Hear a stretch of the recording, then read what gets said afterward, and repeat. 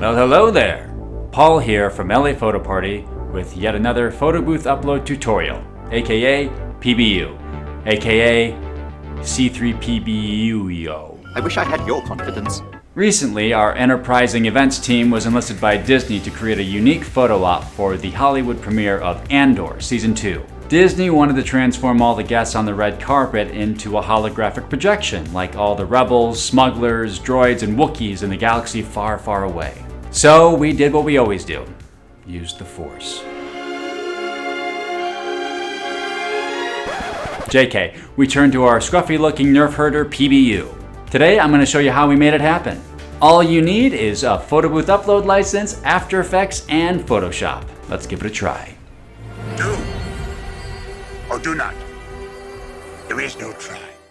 If you want to follow along side by side with me today, you can download our retro hologram design in our graphics shop at laphotoparty.com/graphics-shop. This graphics package includes a pre-programmed PBU file that you can import into Photo Booth Upload and allows you to get started using this GIF at events immediately. The package also includes all of the design assets needed to edit the hologram effect for your event. If you're saying to yourself, I don't think I can make it, and are not interested in learning about After Effects and Photoshop and want to see how to customize this graphic in PBU, then you're welcome to skip ahead once we've exported the artwork. Okie dokie. We'll start by preparing our graphics to use in Photo Booth Upload.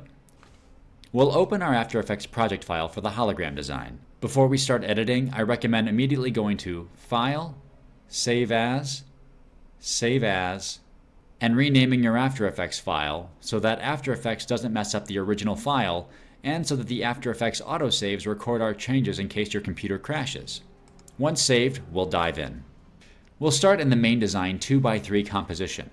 Here you can view the different design elements that combine to make our hologram. I've broken these elements into 4 categories. The orange items are meant to be used in the overlay of the design. These will conceal the guests so that they look like they appear out of thin air. The purple items are meant to be used in the background of our design. These are the layers that will be behind the guest in the image. The cyan layers are individual layers that we need to render for our blend mode overlays in Photo Booth Upload. When we render them, we'll need to make sure each of these are switched from their current blend mode to normal, and that their opacity is set to 100%. Their current settings are purely used for previewing and testing the graphics. The red layers are items you do not need to render. Some of the layers are purely meant to be mattes, and some of them are used purely for previewing a sample for yourself or a client before loading it into PBU. Let me explain each layer briefly.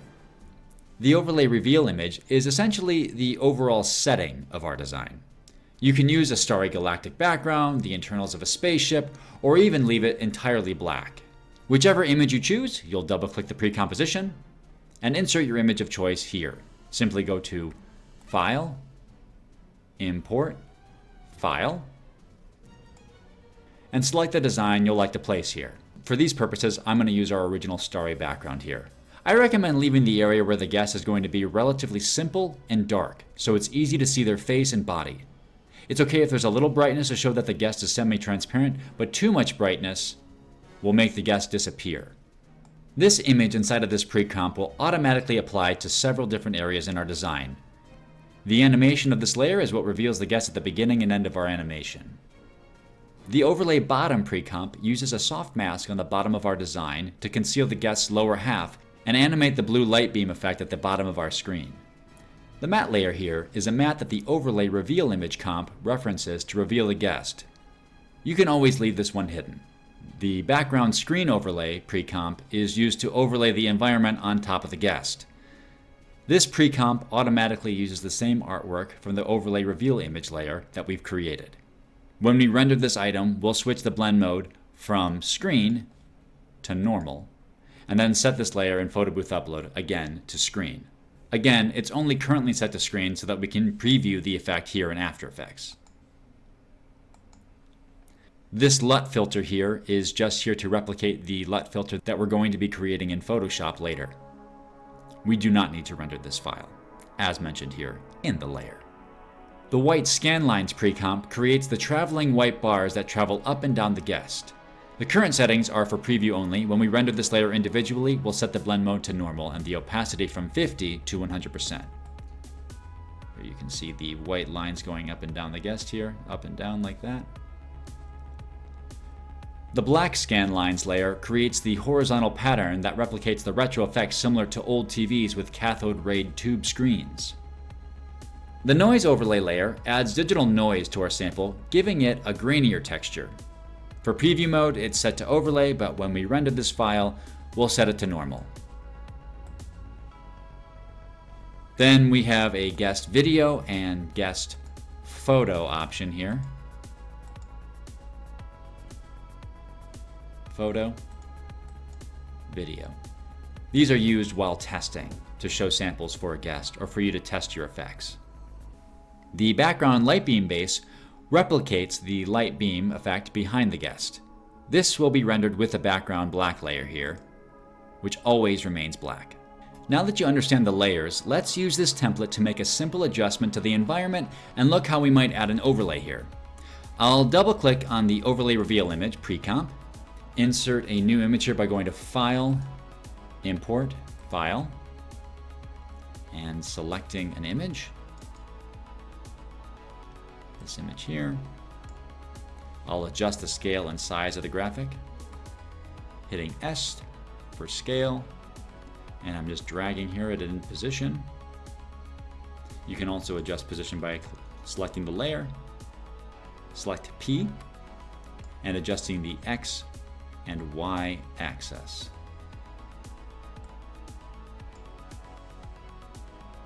Let's see how that looks over in our main composition. This is a little too bright, so I'm going to go back to our original design. If we want to add an overlay, I could add in text here, or I could upload a PNG design from Canva or Photoshop and render this graphic with my orange layers here by going to File, Import, File, clicking Import, and you can see we can drag it right here into our design. And now you know how to add an overlay. For our rendering purposes, I'm going to render without an overlay today. Alright, we're all set. Let's export our layers for PBU. We'll start with the orange layers here. So I'll deselect all the layers here that we don't need. And you can see we have the 2 overlay layers here. I'll go to File, Export, Add to Render Queue, or you can hit Control or Command M. We'll select the output module and set the format to PNG sequence. Then change the channels to RGB plus alpha. Click OK. We'll set where we're going to export to, and we'll save this in a subfolder called Hologram Overlay 1, and click Save. We'll leave these bracketed numbers alone. These are what sort the order of each PNG in the sequence. Then click Save, and then click Render.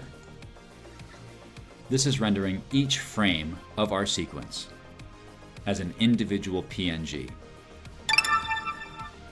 Once that's done, we'll export our 2 purple background files and hide all other layers. Go to File, Export, Add to Render Queue. We'll select the output module and set the format to JPEG sequence. And we'll set the quality here to 10. Hit OK, hit OK. Leave the channels as RGB. Then select Output to and name our background files. Background, and again we'll leave these numbers that are bracketed here alone and save it in the subfolder Hologram Background. Then click Save, and then click Render.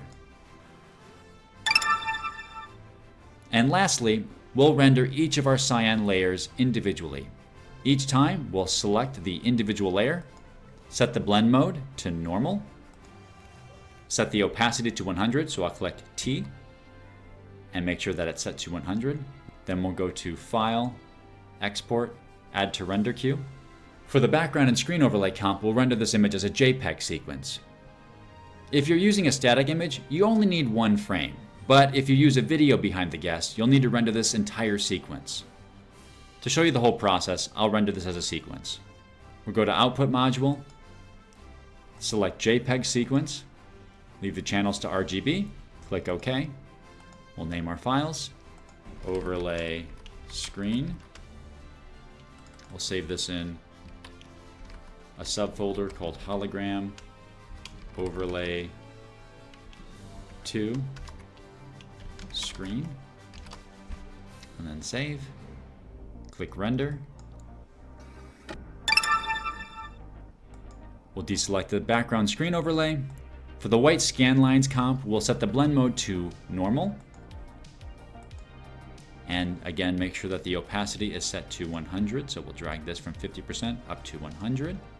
Then we'll go to File, Export, Add to Render Queue. Go to the Output module and render this as a JPEG sequence. Click OK, and we'll name our files here and save it in the subfolder.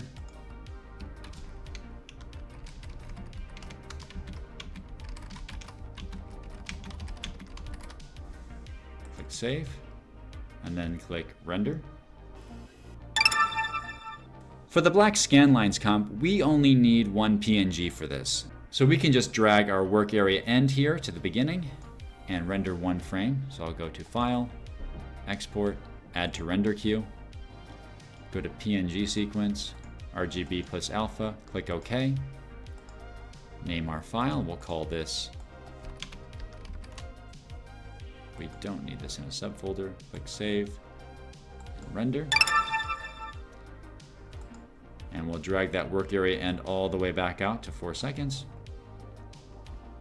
And for the noise overlay layer, we'll set the blend mode to normal. Again, we'll make sure the opacity is at 100% and repeat the same process. File, Export, Add to Render Queue, and export this as a JPEG sequence.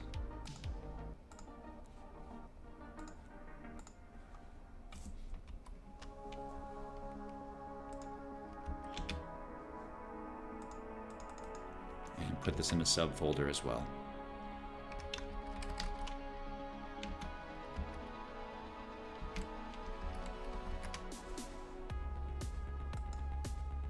Then click Render.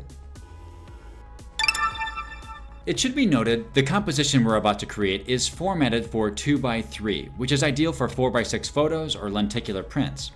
If you decide that you want to render this as a vertical video, or a smaller size in photo booth upload, then you'll want to make your changes to our design in the main design here, and then select the 9x16 composition or the 900x1350 composition when rendering the individual layers. Have questions about that? Contact our support team. Now we're all done with After Effects.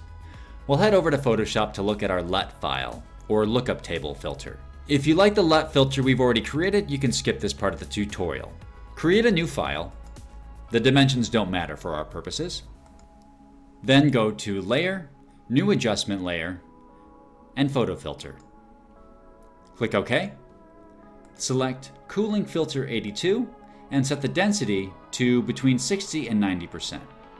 I'll set it right there at 63%. Then we'll export our LUT filter by going to File, Export, Color Lookup Tables.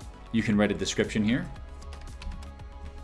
Select the format's cube and deselect the other 3. Click OK. Then name your LUT and click Save. We're finished with Photoshop. Now it's time for PBU. Open PBU and click S for settings. You can add a file name prefix here if you'd like, and disable photo since we're only going to be doing a GIF today. Go to Camera Settings, select DSLR for all of the cameras here, and then select the DSLR tab. For DSLR orientation, click Rotate Left. Then we'll go to the Filters tab and select Lookup Table Filter, or LUT. Select this, click Open File, then select Apply Filter to Photo Only. Then we'll go to GIF and select Make New GIF. Select Load Bulk, and we'll upload our background JPEG sequence. You can select all the layers by hitting Ctrl-A, then click Open, and then we'll upload our PNG sequence. I'll go to the appropriate folder for overlay 1, hit Control A to select all of the layers here, and then click Open. We'll name our design and set the frames per second to 12. Set the thumbnail to 25. Under Filter, select Lookup Table. Then select Enable Burst Mode. Set the burst delay to 100 milliseconds. When setting your video settings, you can choose how many times you want the video to loop, and if you want to add an audio track here. Once you're all set, then click OK. Then click OK. Under GIF mode, select Auto Apply, and then select our GIF design. Under image size, you can choose the output size for your GIF. This does not impact the print quality you select to print one of the frames for your GIF. Now comes the tedious part. I got a bad feeling about this. We'll go to the green screen tab and select the folder with your design. We'll need to open each of the frames between frame 3 and 42 and add the 4 corresponding blend mode layers to each frame. This is somewhat time consuming, but I promise it will be worth it. I recommend doing each layer one sequence at a time rather than uploading each individual layer to each frame at once. This will allow you to focus on one folder of files and setting the blend modes correctly for each layer. Let's get started. Since our first couple of frames are covered by the overlay, we can start at frame 3. Open frame 3 by double-clicking and select the white arrows here until you get to the Overlay Layers panel. We'll add the noise layer files first by clicking the plus icon. We'll go to our overlay noise layers.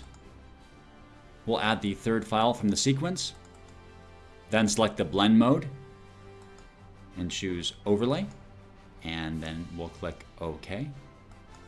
And we'll repeat this process for each of the individual layers. Hitting the plus icon, selecting the corresponding layer, setting the blend mode to overlay. Prepare to jump into hyperspace on my mark. Then we'll upload our scanline PNG layer. We'll start again at frame 3. And we'll double click on each frame. Hit the plus icon. Select our black scan lines layer here. And we can leave the blend mode at normal and click OK. And then we'll repeat this process for each frame until frame 43. You did it! Then we'll add our white scan line sequence. Again, we'll begin at frame 3. Double click and upload our corresponding frame in the JPEG sequence. So again, white scan lines, and we'll select the third file here. Then we'll select the blend mode and click overlay and set the opacity to 50%. Then click OK. Then we'll repeat this process with each corresponding frame until frame 43.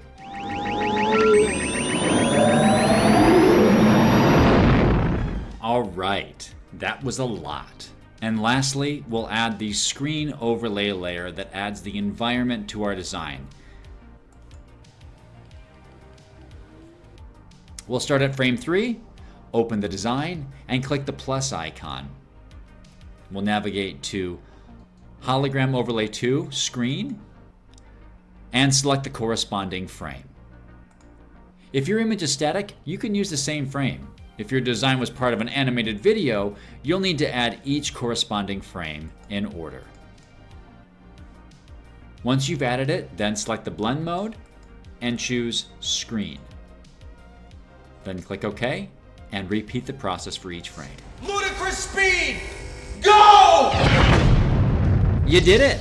Great shot, kid. That was 1 in a million. Let's select our background removal method and choose Chroma Key. If we go to Photo here, we'll tweak our Chroma Key settings for live preview and photo. Once you've tweaked your Chroma Key settings, you can click OK. Now we'll create a sample. I'll click Animate. Here we go. 3, 2, 1. Start moving.